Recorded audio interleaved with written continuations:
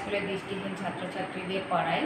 তো ওরা যেহেতু ব্রেল মাধ্যমে পড়াশুনো করে, সেই জন্য আমরা যখন পড়িয়ে দিচ্ছি ঠিক আছে, কিন্তু বাড়ি গিয়ে যখন বাচ্চা পড়তে বসে তখন ওদের একটা সমস্যা হচ্ছে কি, বাবা মা বা বাড়ির লোকেরা যেহেতু ব্রেল জানে না, সেক্ষেত্রে ওদের কোথা থেকে আমরা পড়া দিচ্ছি, কি যে পড়াটা করছে ঠিক করছে কি না সেটা বুঝতে না পারার জন্য ওদের একটা সমস্যা হচ্ছে।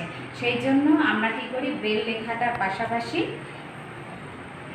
ইঙ্কে লিখে দিচ্ছি পেন দিয়ে, যার ফলে ওরা বাড়ি গিয়ে ওর বাড়ির লোক সহজেই এটা বুঝতে পারছে এবং এই সমস্যাটার সমাধান করে দিতে পারছে।